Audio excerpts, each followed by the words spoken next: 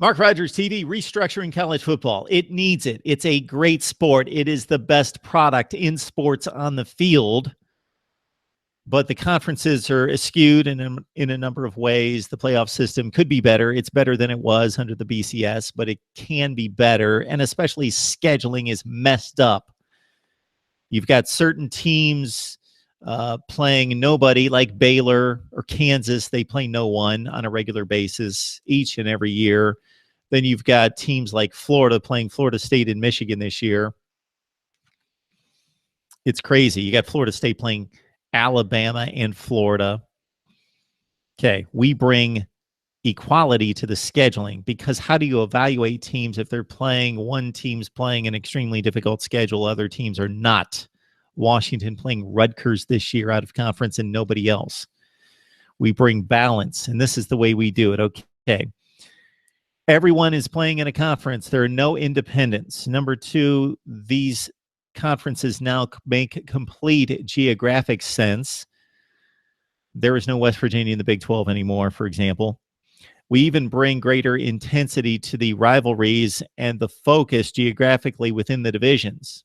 So once we get to the ACC, you're going to see that in particular also in another conference that we formed that will be announced, and in the Big 12, which we'll see here in a second. Every conference is generally the same size, either 12 or 13 teams. No 10 and 12 and 14, 12 or 13 teams in every conference. We made one exception to get a couple of the top group of 5 and independents into conferences. We have maintained the non-conference rivalries, Florida, Florida State, Kentucky, Louisville, Georgia, Georgia Tech, and the like. And the conference championship games are across the board now in every conference. All right, let's get to the new Big 12. No West Virginia, gone. Here is the new Big 12 in the North Division. Oklahoma, Oklahoma State, Kansas, Kansas State, Iowa State, Colorado, back to the Big 12. The Big 12 South, a big concentration of Texas teams all in the same division. Good stuff. Texas, TCU, Texas Tech, Baylor.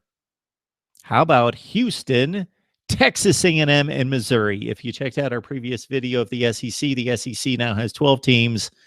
So the current 14 minus Texas A&M and Mizzou, which come back to the Big 12 where they belong. So that's not a good thing necessarily for the SEC, but the SEC will be fine. This is what is best for college football. That's our league in the Big 12. We have 13 teams in the Big 12. There it is. And now we look at scheduling. So we are allowing each school to go schedule one game on its own against an FCS or a group of 5.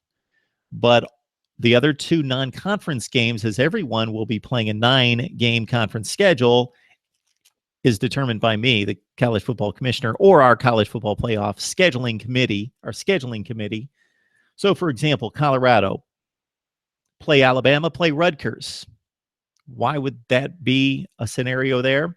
So for this particular season, the Big 12 is going to play the SEC. So everybody in the Big 12 is playing everybody in the SEC. And yes, much like the ACC Big 10 Challenge or the other college basketball challenges, there's going to be an exception where one team cannot play against somebody else once in a while, with 13 teams playing 12.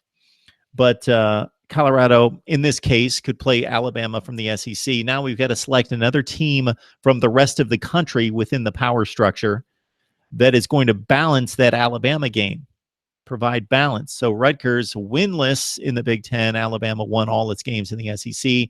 That provides an even 8-8 composite schedule out of conference for Colorado. Another case in point, BYU. Houston could play LSU out of the SEC. They went 5-3 in the SEC, so we've got to grab a 3-5 team to balance out the schedule, and we can get within one game of creating a composite 500 non-conference schedule for everyone.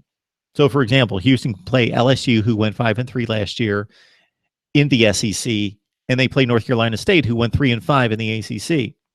Iowa State, they could play Auburn, who went 5-3 in the SEC, and for their other game, they play a Cal team that went 3-6. There are going to have to be some slight tweaks the first year since I'm moving teams in and out of conferences. So the scheduling's not going to work perfect, but it's going to hit about 95% on. And then once we play that first full season under the new structure, then the scheduling works out perfectly. Every team can play a composite 502 games. So would love to hear your questions, your concerns, your comments, your statements. This is what it's all about. We're talking the Big 12 restructure right here on Mark Rogers TV.